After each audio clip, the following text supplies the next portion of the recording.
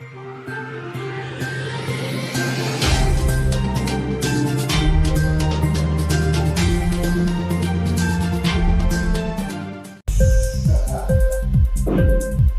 TV prime time news కి స్వాగతం.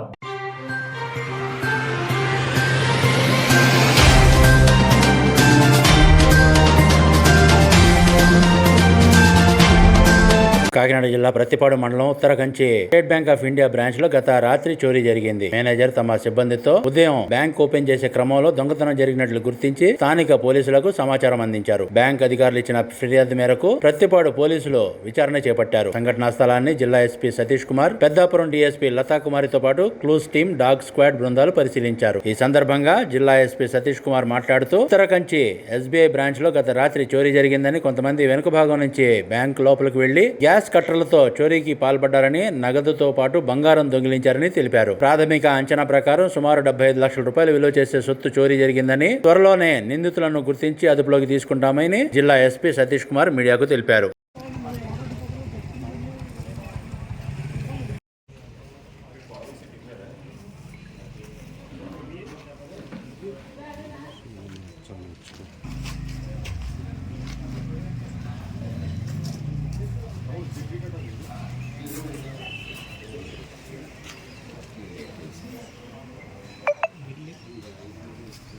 దీంట్లో కట్ చేసినట్లునే వెళ్తుంది.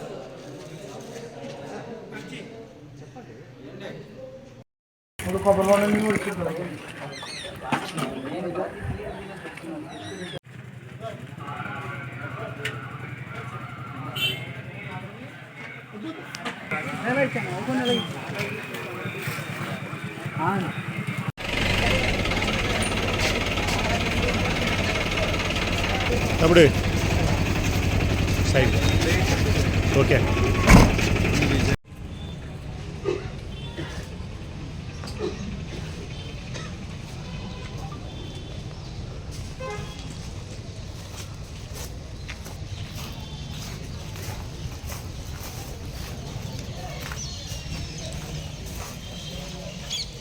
సరే, ఫ్రీ మైండ్తో పాటు చూసేస్తాము.